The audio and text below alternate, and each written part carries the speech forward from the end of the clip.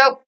Hi, sisters, and brothers. We're back here for, I don't know how long the video will be. My intentions is when I'm ready to be done making this video, we'll drop it, but then we'll pick it up in the next video if I do, okay, if I do that. So we're gonna take a look at fortune and troop and the study of the wall, possibly if we know how to factor that all in there. So it's all part and parcel of what we've been looking at. I should tell you my intentions is to be coming up on done pretty soon, probably near the end of July. I'm probably going to be done. That's what I'm thinking.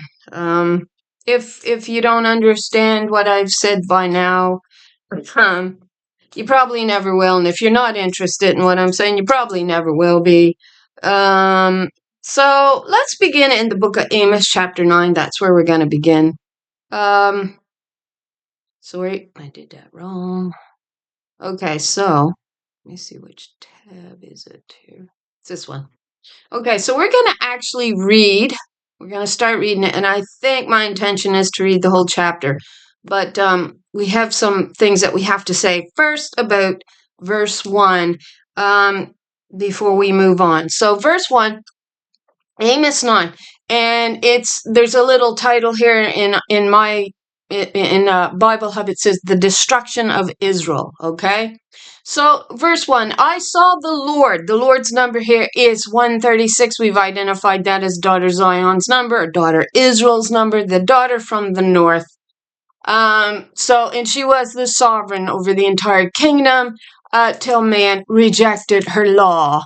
So I saw the Lord standing upon the altar, and she said, not he said, smite the lintel of the door, that the posts may shake, and cut them in the head, all of them, and I will slay the last of them with the sword. He that fleeth of them shall not flee away, and he that escapeth of them shall not be delivered. Watch verse 2. Though they dig into hell, into Sheol. Hell is actually a Greek term. It's not an original Hebrew term. An original Hebrew or Israelite term, of course, would not be hell. It would indeed be Sheol. So though they dig into Sheol, thence shall my hand, my right hand, known as the daughter, take them. Though they climb up to heaven, thence will I bring them down. Where did we find them climbing up in the heavens? Let's briefly go there. It was Obadiah 1, was it not? I don't have this one pulled up. Actually, let's go to the Bible here, where I have it in front of me. Obadiah 1, I believe, was where we find him ascending into her holy hill, which I believe is we're gonna hit that in some of these chapters, various chapters that we're gonna hit on here. Obadiah is near the end. It's one of the little books. Okay, so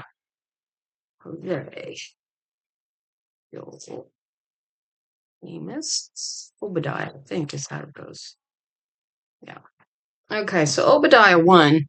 So it says in verse 2 of Amos 9, though they dig into Sheol, thence shall my right hand take them. It says my hand shall take them. Though they climb up to heaven, thence will I bring them down. So where were they climbing up into the heavens? Verse 4 of Obadiah chapter 1, though thou exalt thyself as the eagle, and though thou set thy nest among the stars, thence will I bring them down, saith the Lord. So how do you set your seat amongst the stars? Well, the stars is actually planets. Earth is a planet. How would you sit on one of those? You know, a star. So, though you exalt yourself. So in Isaiah 14, we get, actually, King Solomon is how we kind of identified the king there. He says, I will exalt myself to the throne of the Almighty, and I'll be like the Most High. So it's man, Baal. We see that in Jeremiah 50. Let's just briefly swing back here, or Jeremiah 51, rather. Jeremiah 51, What does it say in 44? Jeremiah 51, verse 44. And I will punish Baal, bridegroom, husband is Lord and master in Babylon, and I will bring forth out of his mouth that which he has swallowed up, and the nation shall not flow together any more unto this idol, male idols all over the globe as God. Yeah. Yea, the wall of Babylon shall fall. That's important because we're going to take a look at the wall, like I said. So we're going to skim back here to the front of ahead to Amos 9. So we see digging into Sheol. We saw how they did that. They changed the flow of the upper pool to the lower pool. We actually see that in Isaiah 22 when we studied the key of David. We actually see what the kings were up to. So that brought them into Sheol, into the womb of Sheol, right? So again, let's read verse 1, and then we're going to go down into the commentary. I saw the Lord standing upon the altar, and she said, smite the lintel of the door, that the posts may shake, and cut them in the head, all of them. And I will slay the last of them with the sword. He that fleeth of them shall not escape, or flee away, and he that escapeth of them shall not be delivered. So let's pull up verse 1 of chapter 9. And down we scroll.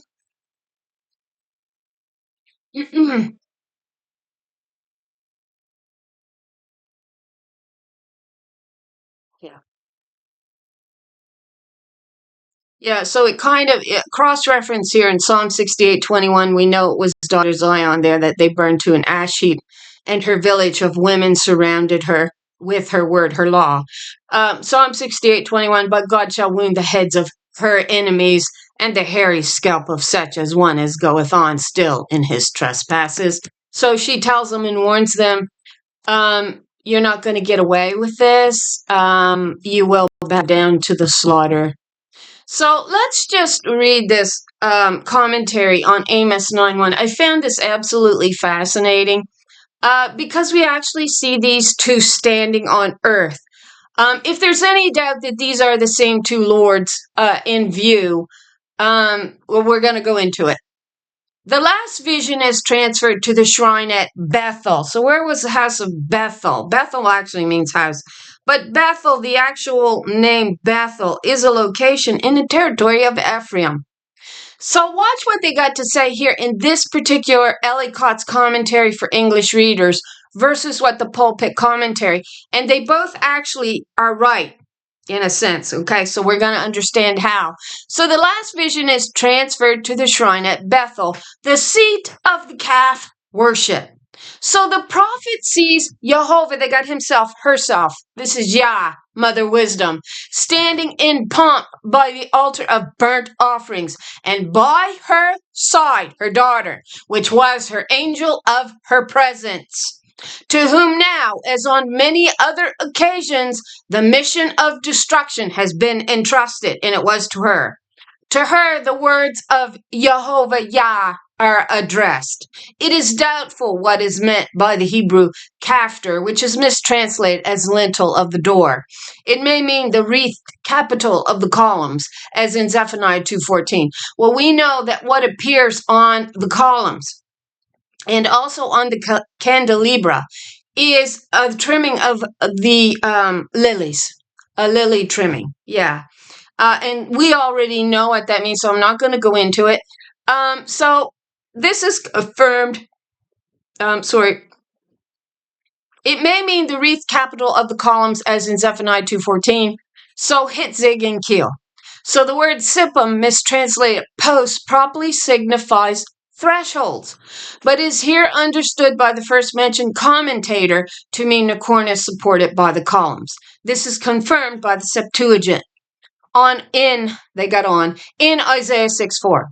But as there is no mention of the temple building, but only of the altar of burnt offerings, there we go, with your altar being referred to as Ariel, really. It is much safer to adhere to the ordinary and well-established significations of these terms. We should accordingly follow Ewald in taking kaftar as referring to the ornamental horns of the altar. Okay, horns, right? of the altar. Similarly, in Exodus 25, there's something that gets missed. The female has horns. It signifies the richly decorated extremities of the golden candelabra. The scene is wonderfully vivid. Round the colossal altar of burnt offering, a crowd of eager devotees is gathered. So she gives the word of command to her angel of presence, and with a blow that shakes the very threshold, the ornamented altar horns are shivered to fragments, which are hurled down upon the panic-stricken multitudes below. So here we have the horns actually of the bull, right? Where Ariel was sacrificed. We've discussed that. Now, here we can say, yes, this absolutely could be the shrine at Bethel. It could be.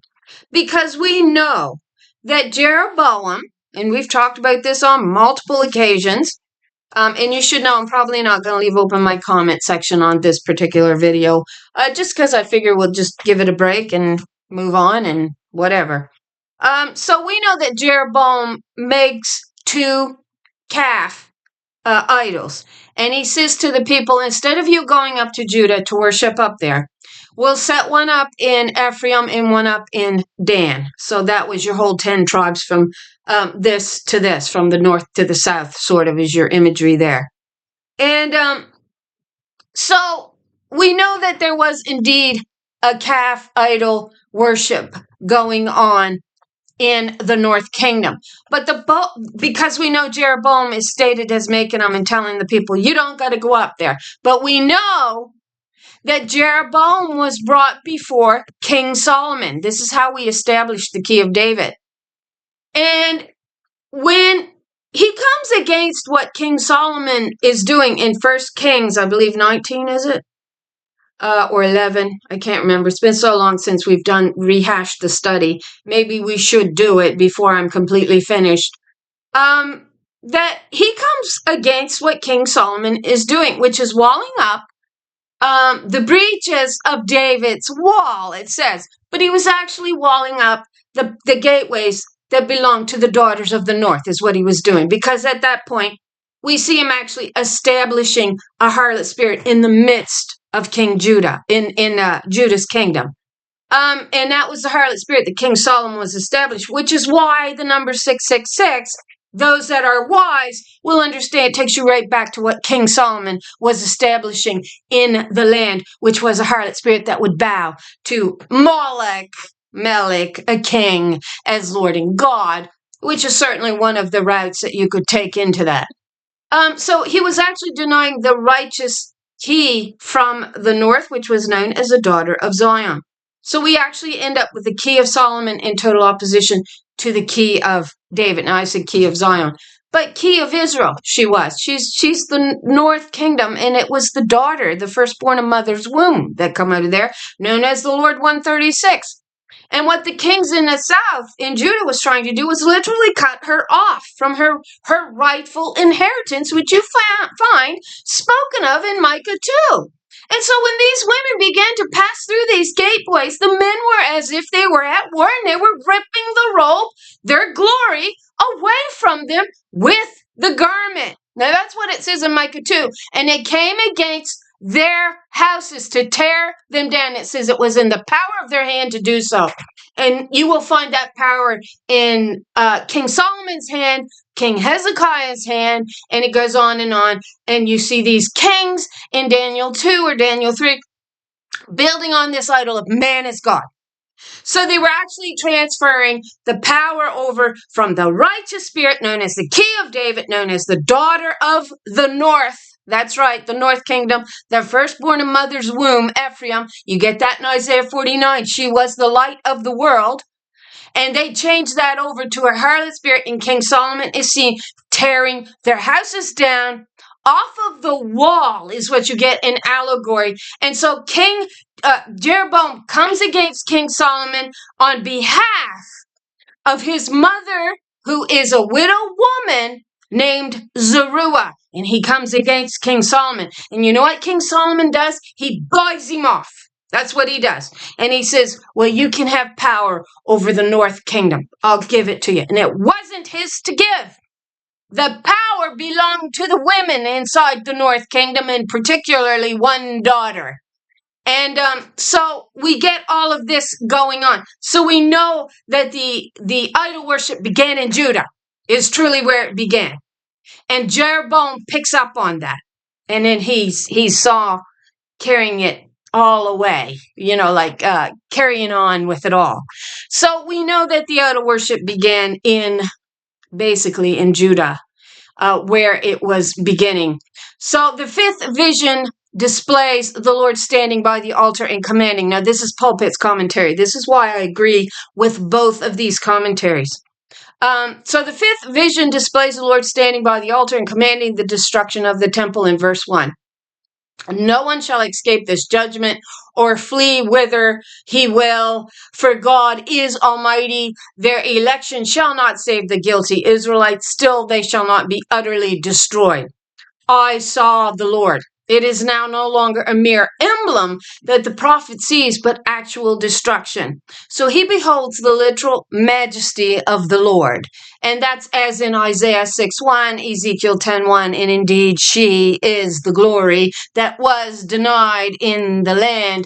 It says, you built this world on hate and called it love. Well, you see the male robbing her of her rights and calling it love and saying it's from father and son. No, that's absolute hate to your sister. We were equal under the law of the true, almighty, living God, and you changed it over to that which eateth grass, your glory, which was a bull god. Yeah, straight. So that's the golden calf mentioned in Exodus 32 and 1 Kings 12. In the Old Testament, worship of the golden calf is seen as a supreme act of apostasy. They were turning away from her and her law. The rejection of a faith once confessed. The figure is probably a representation of the Egyptian bull god Apis in the earlier period and of the Canaanite fertility god Baal in the latter. You see how it all is the same, which is why you get the kings building on this idol of man as God. And so anyway, so commanding the destruction of the temple, the altar of burnt offering at Jerusalem, where it is supposed that the whole nation, Israelites and Judeans, are assembled for worship. And they were.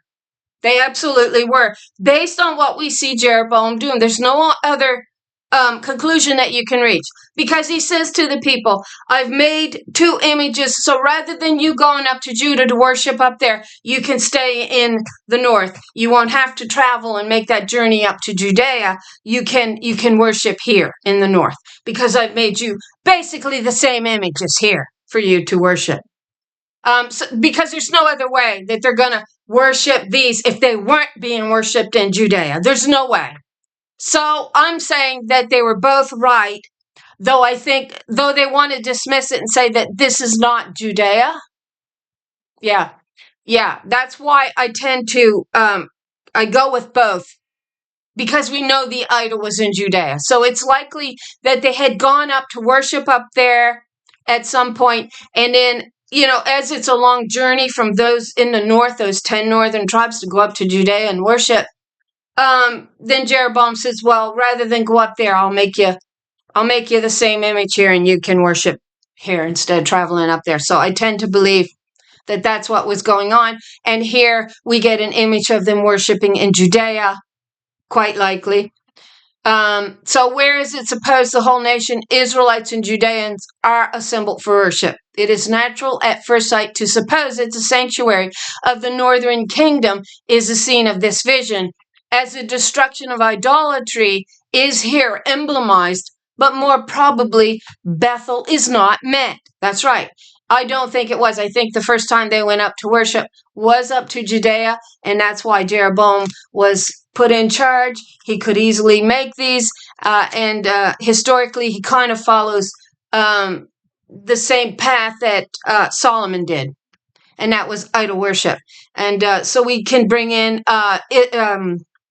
the Jezebel spirit in Ahab and her father's house where they worshipped the image of Baal. That's why you get Jezebel and why the men love to harp at it, but they totally don't study it to get the understanding there. On we go. Bethel is not meant, for there were more altars than one there. Amos 3:14. And one cannot imagine the Lord standing by the symbol of the calf worship. The command is mysteriously addressed to the destroying angel. So she had a twofold role.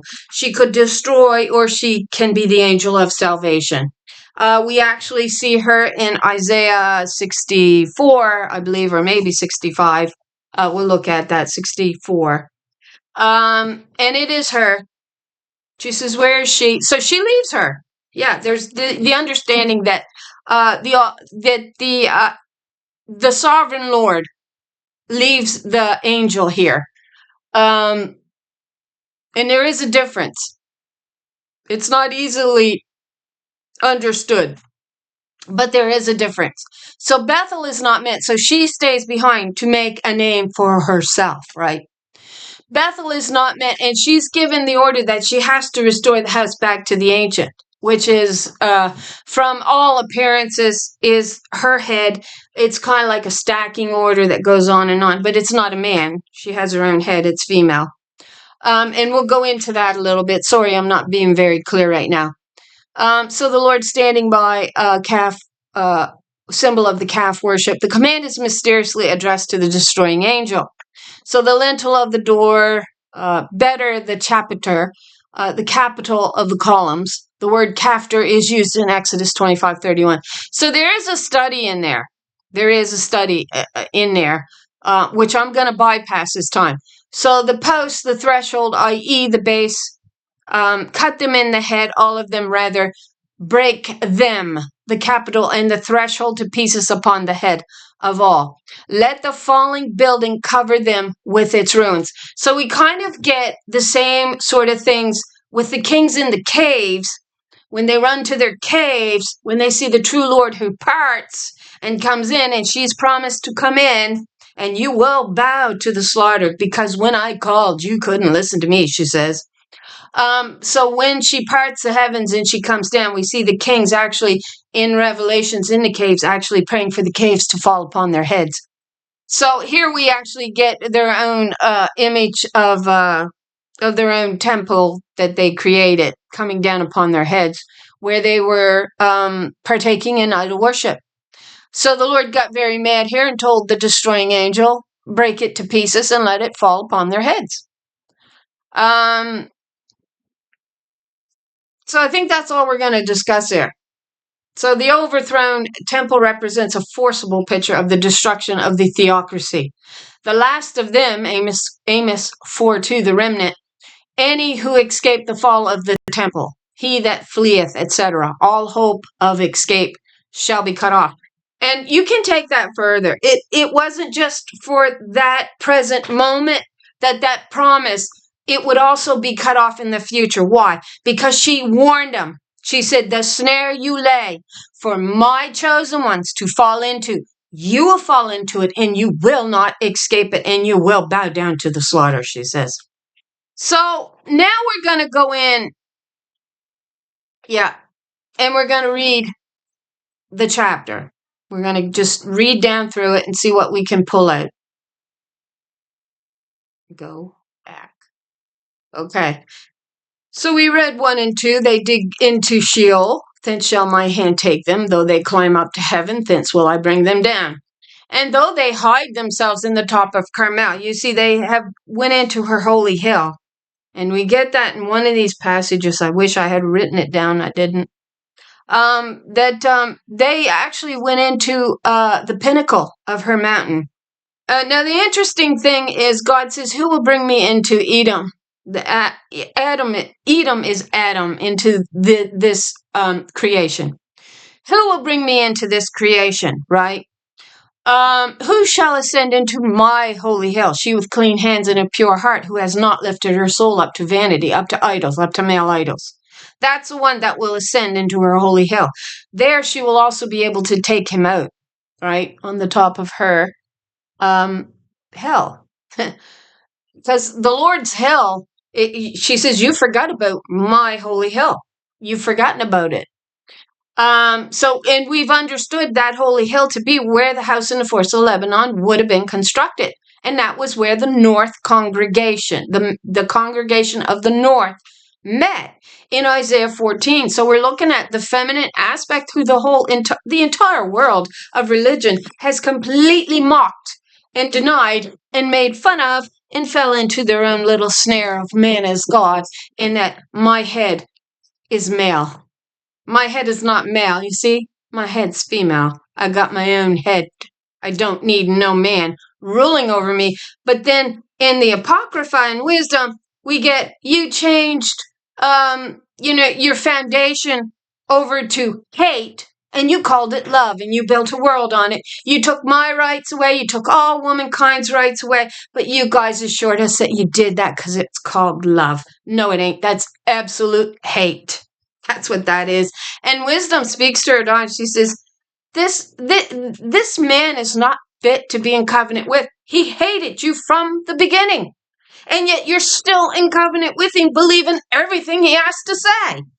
That's pride. I mean, that's arrogant pride from him.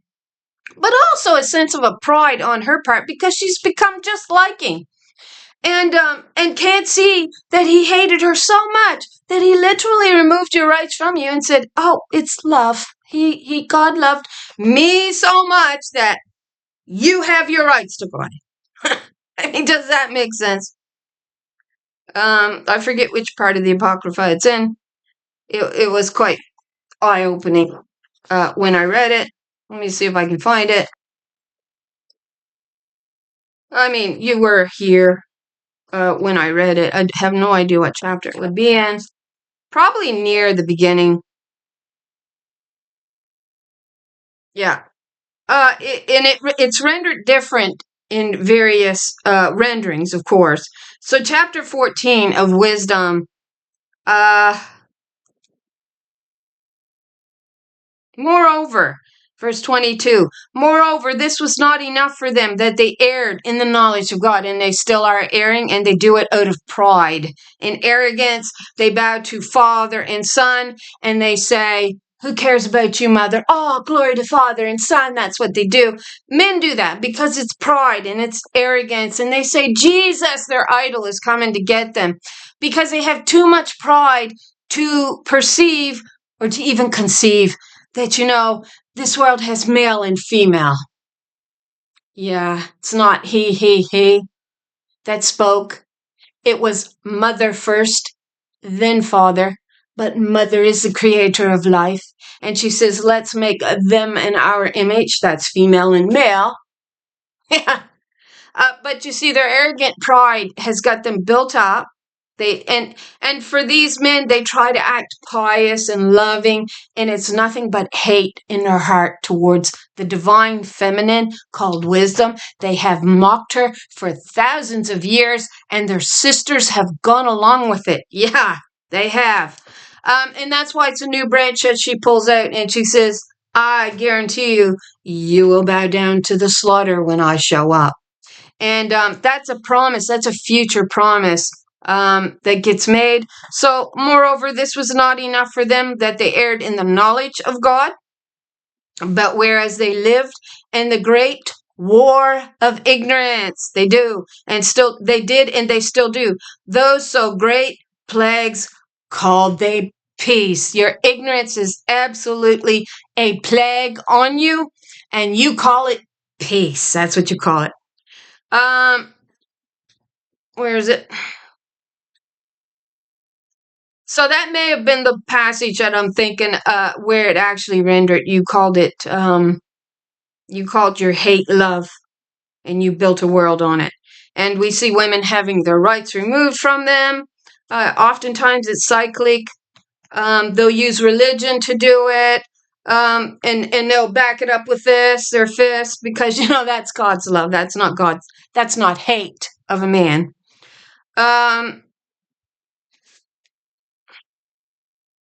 Just trying to see if it was there.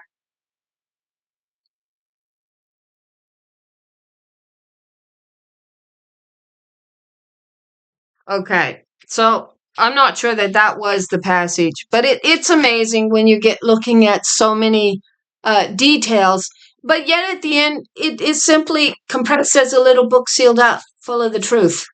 And it is on the daughters to utter that truth. It's not on no son to utter it. That's why Daniel had to seal it up. Paul was taken to the third heaven. Supposedly saw things that he was not allowed to speak on. And John. So we get three men who saw what may well have been the truth of who the Lord was, the High Lord Almighty was, and were not permitted to speak on it because it's not on them. It's on the daughters to speak on it. So, let me see.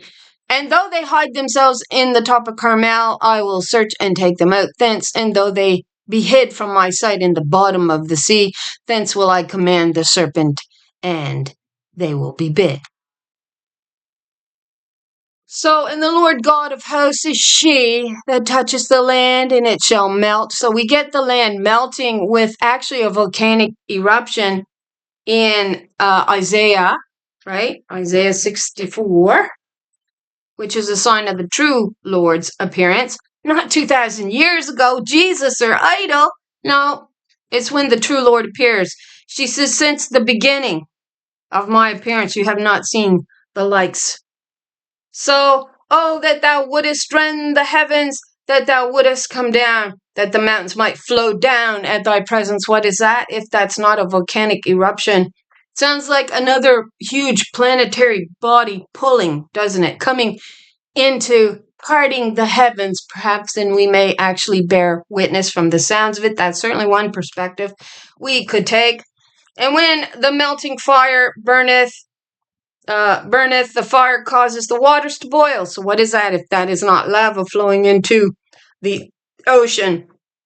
To make thy name known to thine adversaries, and that the nations may tremble at thy presence. Great God Almighty, that isn't Father or Son. Give all glory to your idols. Mock her, mock away, she says. I'm coming, and you will bow down to the slaughter, you who mocked me for thousands of years. She does send her precursor daughter and daughters ahead of her to warn you of this. And when you refuse to respond to her, you will bow to the slaughter, she says. When thou didst terrible things which we look not for, thou comest down, the mountains flow down at thy presence. So that's the presence of the Lord. For since the beginning of the world, men have not heard nor perceived by the ear, neither has the eye seen, O God, beside thee, what she has prepared for her that waiteth for her, the Ancient of Days. Thou meetest her that rejoiceth and worketh righteousness, those that remember thee in thy ways. Behold, thou art wroth, for we have sinned, and those in continuance, and we shall be saved. So is continuance, for we have sinned, and those is continuance, and we shall be saved. In what? In the continuance of the law and of not forgetting wisdom is what governs the land. It was never man-made religious laws and laws, and they're idols, but, they can't be bothered. They're too busy looking at the hosts of heaven, bowing to those stars and signs and all that, instead of getting in the Word and actually studying and finding the truth. Nevertheless, it doesn't prevent the seven thunders from uttering the truth and the little book at the end. They will do that. But we are all as an unclean thing, and all our righteousness are as filthy rags, and we do fade as a leaf, and our iniquities, like the wind, have taken us away. Okay, so we can read it, but we're not gonna. Our holy and our beautiful house, where our mothers praise thee, is burned up with fire, and all our pleasant things are laid waste. So we saw them, the men were like axemen welding axes in a forest. That was in Psalm 74. And they had gone up to the house in the forest of Lebanon to remove all understanding. Over time, we saw the daughters losing all understanding of their mother and her laws. which was to come off of their tongue. And they say, none of us knows how long this will last, but there does come a time when it is done, and mother turns back to her daughters. Now, where else was we going? Okay, so we see the golden calf idol worship and what was making this Lord so mad that she was sending her presence forth, and it was these golden calf idol. You changed your glory over to that which eateth grass, so you change it over to my righteous daughters, to a bull, which is actually seen as a golden calf coming out of Egypt, the land of idolatry. So in Isaiah 65:12, we get this. Let's go to Isaiah. No. We do have to read. There's a particular two passages that we got to get to here, and because we're going to delve into these, and then I'm probably going to be done for the day.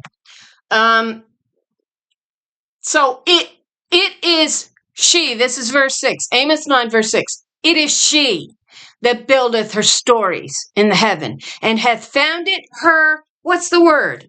Troop. Look at that word, troop. That's a pretty important word, don't you think? Troop. Why? Why is that important? Founded her troop in the earth. Others have this translated differently. She builds her upper chambers in the heavens and lays the foundation of her vault on the earth. She summons the waters of the sea and pours them out on the face of the earth.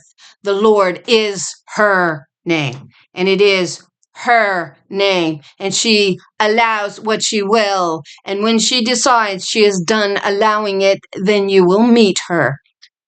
So are ye not as children? No, we don't want to read that. We don't want to read 7 and 8. You can read them if you want. Do we want? She said, none will fall upon the earth, not one grain of the remnant will she lose. So this is where we want to go. Verse 11. In that day I will restore the fallen booth of not David. It wasn't David's house that fell. Oh, you can say David, that's Judah. It was her house that fell. And they mock her daily. There's no knowledge of her house, no understanding of the divine feminine. It's all he gave life. No, he didn't. She's mad about that. And when she saw the daughters, and he perjures himself in the court of heaven by accusing her. And mother says, well, for now, we're going to take this accusation. We're going to wait until she can present her case. So we see thousands of years actually lapsing from the very beginning to the end, where she actually does present her case and prove that he lied, right? He lies about her. So it wasn't David's tabernacle that fell. His actually came up to be the prominent god of this world. He. And it was actually her house that fell. And mother says to her, I place this key upon you to restore my house back to me. So it's on it appears to be the presence of God left in the earth, which she calls out of the earth in Isaiah 64, because she goes down to make a name for herself. So the idea is she kind of says, well, let me prove this. I'll prove this. I'll bring them back to you. And so we see in Isaiah 22, now they want to place it on not Shebna, because I believe that was a name for her.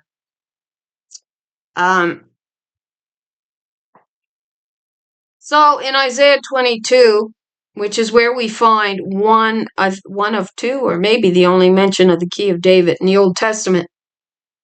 So she says,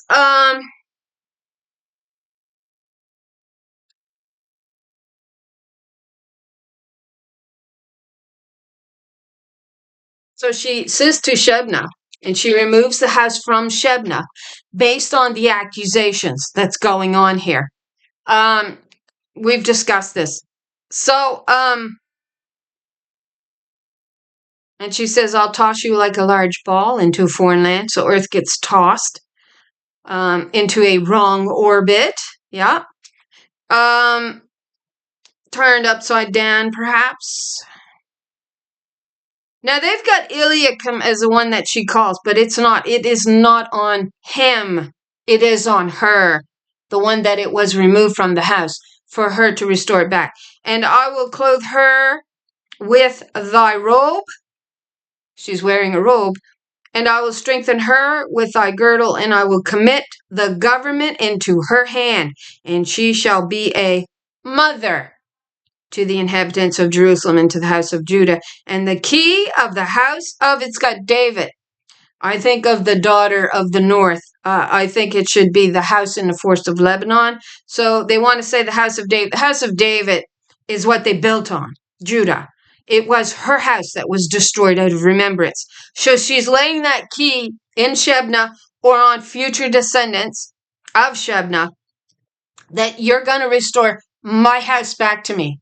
And so we see the Shulamite saying, look not upon me, the false light has shone upon me and made me black, besmirched me, it says in Revelations 14:4. So we know that the ones holding no guile are the daughters reborn out of the dust of the earth in Revelations 14:4. It's not sons, it's daughters who are not defiled with the religious lie and playing man's harlot. She has not lifted up her soul unto vanity, unto the idol of man as God.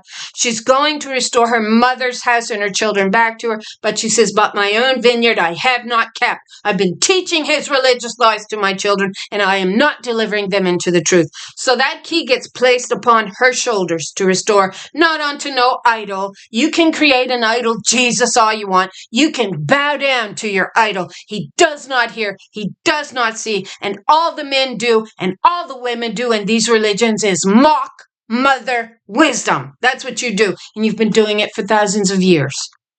The snare he laid for us daughters to fall into, he has fell into it, and he does not escape. Now, so we see her actually laying the key upon her shoulder, and she says, what you open, none shall shut, and what you shall shut, none shall open. So that's at the end. When she opens that door of truth, she will open it for however long she determines to open it. Now that may be taking place in the second heaven, and those that she deems worthy to escape will escape, and those that are not worthy will bow down to the slaughter. Now, that's where we're going to pick it up now. Yeah, we're going to pick that up. Okay. So in that day, I'll restore the house in the forest of Lebanon, my daughter's house, my daughter's body, my daughter's land. This is all what it kind of is allegorized. I will repair its gaps. I will restore its ruin, and I will rebuild it as in the days of old, so that they may possess the remnant of Edom, and all the nations that are called by my name. This is the Lord's declaration, and she, not he, she will do it, the one that you mock daily. When you say, glory to Father and Son, they might as well simply say, screw you, mother and daughter, which is exactly what they've managed to do. Hear this, the days are coming. This is the Lord's declaration, that the plowman shall overtake the reaper and the treader of grapes, him that soweth seed, and the mountain shall drop sweet wine, and all the hills shall melt. It's actually she that soweth the new seeds. And I will bring again, watch this. This is where we're going to get the word restore, fortunes rather. So in verse 6, we got the word true, and in verse 14, and it does render it as fortunes when you look the word up, I will restore the fortunes, and there we got troop in verse 6 and fortunes in verse 14. I will restore the fortunes of my people Israel. They will rebuild and occupy ruined cities, plant vineyards and drink their wine, make gardens and eat their produce. I will plant them on their land, and they will never again be uprooted from the land I have given them. So the righteous daughter, the righteous scepter, we saw actually getting tossed out amongst the Gentiles, right? And out there she will be reborn. That's right. That's what we understand. So when we saw troop, we were told, I said, let's remember that, the word troop in verse 6, and the word fortune here, we find those two words together in, right here, Isaiah 65, Isaiah 65 verse 11, it says, but you who forsake the Lord, who forget my holy mountain, not his, not Judah, not your made up idol and king God. No, no.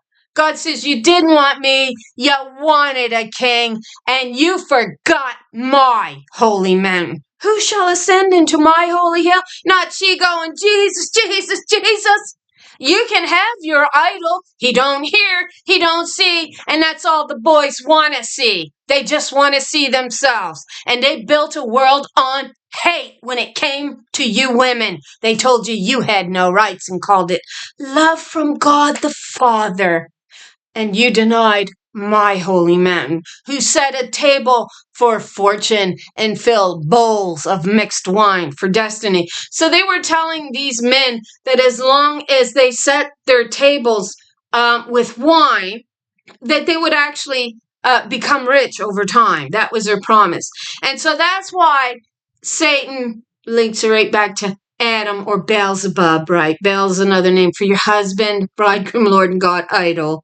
Playing God. Yeah, he's God, all right. He gave life to everything. By saying he created everything, you're saying he gave life to everything. He didn't give life to nothing. It was Mother Wisdom that created everything. And she says, watch what she says. So she says, you mixed your own wine for destiny. This is what you boys did when you created a man-made religious lie. You set the table for fortune for yourself. That's what you do. That's why you go, me, Father and Son, all glory to. Because by giving glory to them, you give glory to yourselves, and you deny her anything. That's what you do. You can say, well, you got rights, yeah, we got pornography, we got prostitution, we also have abortion. That's right, because she got herself pregnant, and then she has no rights over her own body, right? Yeah, but that's basically, whether you agree with it or not, a man should not have any say over her body. It is her body to do with what she pleases. But when you take all of these rights from, and then rights from the women, and then you focus on these things like this, we know exactly who you're focusing on them for. You're focusing on them for yourself, to build yourself up. And this is where we get it. I will destine you for the sword. Who's speaking here?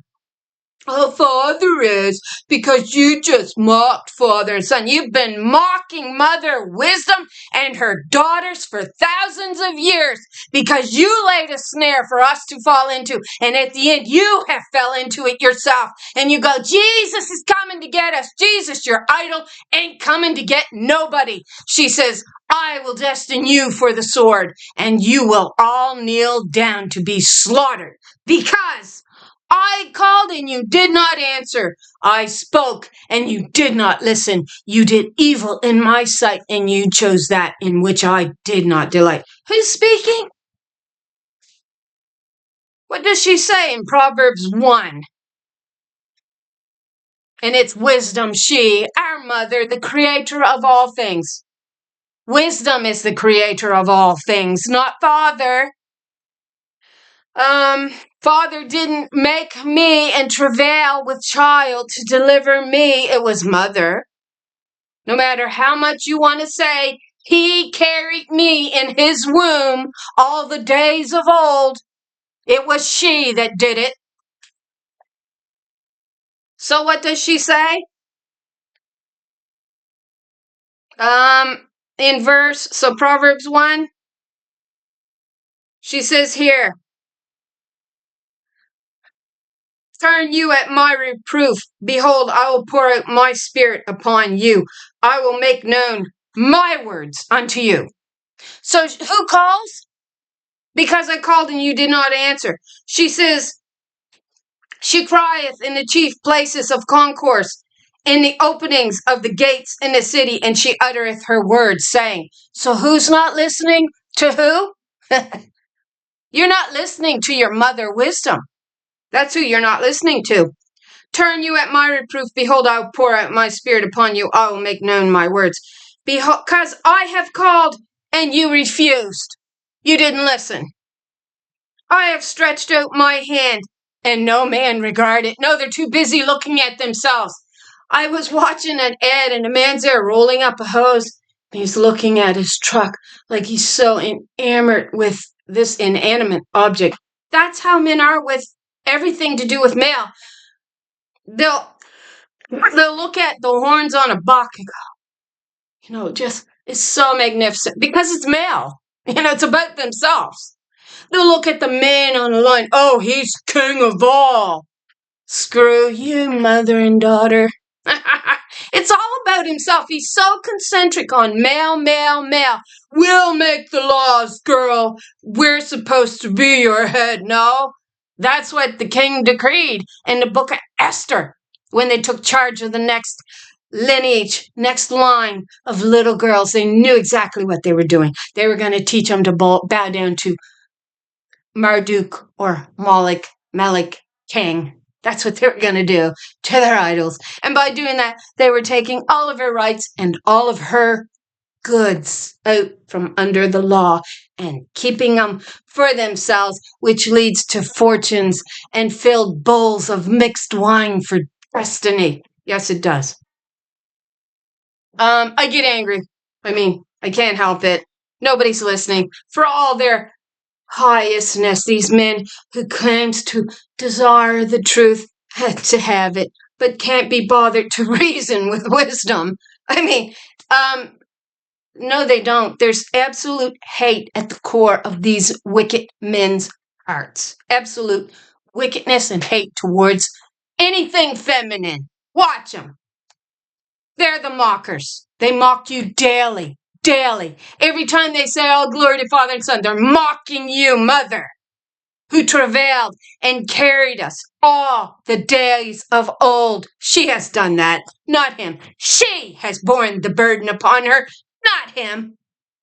And yet you've got the nerve to say, oh, you love us, and then mock and try to turn it all upside down when not an ounce of what you say makes sense. So I will destine you for the sword, and you will all kneel down to the slaughter because I called, and you did not listen. You did not answer. I spoke, and you did not listen, and you did evil in my sight. You built up an idol is what you did. You wanted all glory and power to Father and Son. Oh, hey, you got it on planet Earth, but you ain't getting it in the next life. Because I have called, and you refused. I have stretched out my hand, and no man regarded it. No, they're too busy going, oh, I'm so enamored with Father and Son. I'm so in love with myself. But ye have set at naught all of my counsel, and you would none of my reproof, none of my correction. So she says to him in Psalm 50, let's go there. What does she say in Psalm 50? Turn you at my reproof. Turn you, you wicked sons, at my reproof. And you know what? Ye would not. It's just what she says over here. My counsel, and you would none of my reproof. But ye have set at naught all of my counsel, and would none of my reproof. What are we doing on this channel? Yeah. Thou sittest and speakest against your sister. It wasn't your brother you spoke against, Adam. It was your sister. And all that my accuser, man, Adam, had wrote it in a book. Oh, he did, this little book, but the truth is in the little book for her to find, you see? And she found, it's in here, but it's in a little book. It all gets wrapped up in a little book. So she says to him, seeing thou hatest instruction, and you cast my words behind you. This is in Psalm 50. They'll say it's Jesus. It ain't Jesus. It's wisdom speaking. It takes you all back to Proverbs 1. She says, when I called, you couldn't be bothered to listen. And you did evil in my sight. You made an idol of a man as God. That's what you did. So she says, thou givest your mouth to evil, and thy tongue frameth deceit. You lied. You lied. You sit and you speak against your own sister, and you slander thine own mother's, and it's got mother's daughter. These things you have done, and I kept silence. You thought I was a man just like you, Adam.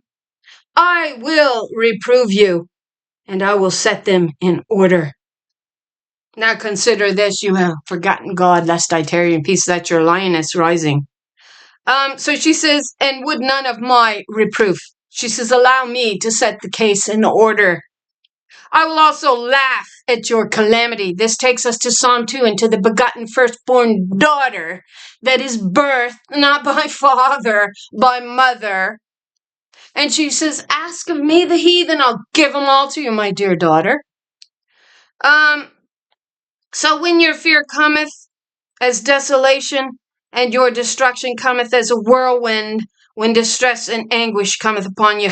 That whirlwind is a very important word because we get it in context to how she's going to bring their wall down in Ezekiel 13. So it was important that we find the wall, and we found that. Where did we find the wall?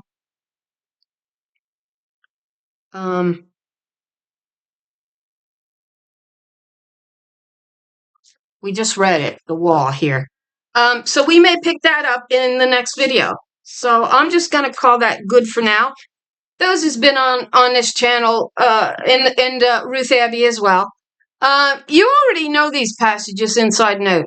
And if we can't connect them by now, and what took place, we get male and female on planet Earth. We do not get 2 males. We do not get 3 males sitting on thrones going, oh yeah, that's the other thing. So we know that we get 3 angels spoken of in Genesis. Is it 18 or 21? I keep forgetting which chapter. And you get these 3 numbers. You get 3068. That's mother's number. Then you get 113. That would be the son's number. It's also referred to as Baal sometimes. But it's 113. Sometimes a common king like David is called 113. He will go by that number. And then to the right of that is 136. That's daughter Zion's number. So those are the 3 angel numbers that you actually get mentioned in Genesis 18 or 21. Now, fast forward to Psalm 110. We get the same numbers, same 3 numbers, 3068, 113, and 136. This time they are referred to as lords. All right? So those who wants to say angel, lord, they're not the same thing. Yes, they are. Yes, they are. Because they're referred to as angels in Genesis 18 or 21. Let me look it up. And in Psalm 110, same numbers. They're referred to as lords. And it's interesting because how the whole scene plays out in Genesis. You get a real understanding there.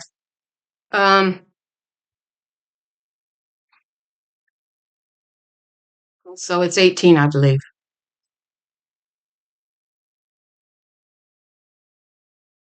Yeah. It's 18.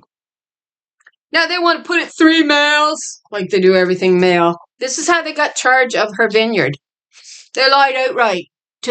What they did is they murdered the women of wisdom who had the knowledge.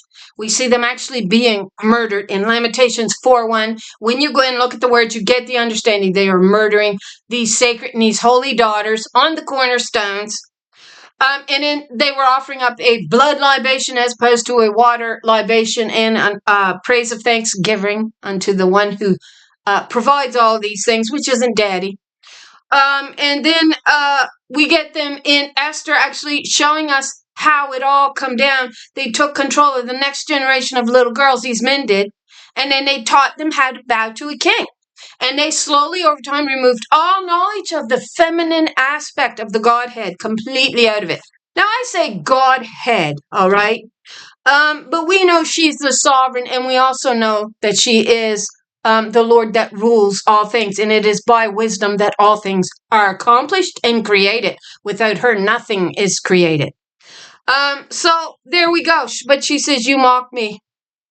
And she said, you mock me, and I'll mock you in the day of your calamity when all your fulfilling prophecies, the self-fulfilling prophecies, don't come true. This is one that you're not going to self-fulfill, boys, because your idol is just an idol.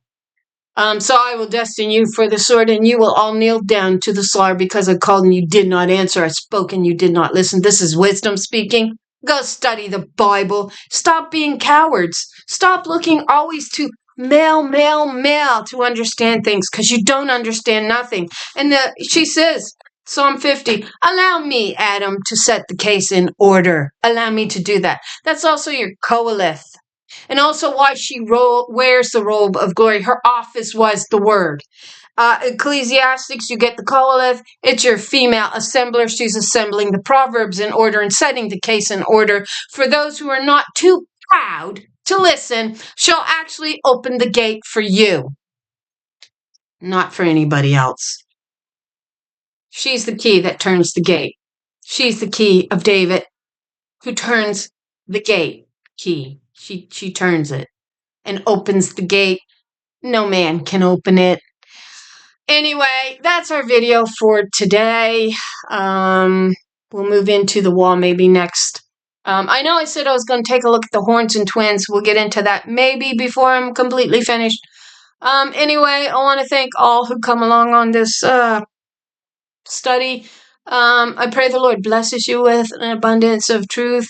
I thank all who takes the time to watch the videos and even listen to me talk about myself, like I'm a real human being, like I'm a real person. You sometimes don't always feel that way. And that comment really woke me up. A lady made, I thought was a fairly nasty comment. It was not necessary. Some of the ladies actually like to hear me talk about myself. I think it's a really sweet quality. I would sometimes think, these ladies don't even know me, and they're so sweet. They want to know some personal aspects about my life. And I thought, wow, these are real caring human beings. They don't care just about, the information that I can give them. They actually care about me as a person. And this one lady just was so nasty. She just, I don't want to hear you talk about yourself. That's what she said. And I get that to some degree, but I just felt it was so cold and heartless that she just wanted information. That was it. And it's like, well, fine, if you want information, and go find it yourself. Go find it. I share for those who's really concerned about the truth. And if you're really concerned about the truth, it seems to me that you're going to listen to a couple of minutes of somebody yammer on about themselves. And if not, like me, there's this blip, blip, blip. You can fast forward through it. It's not that hard to do, although apparently it is for some people. If I find a video I don't like, I don't think I have to take a few minutes to make a nasty comment. I just move on. I move on to another video. So anyway, sorry about talking about myself. But I thank all who watches the video and who are on this climb with me. We are learning. And like I said, I do plan on being done soon. And the information is there. If we want to dig into it, it certainly is there. And so I hope y'all have a lovely, lovely day. I pray you're blessed with an abundance of truth. And thanks again.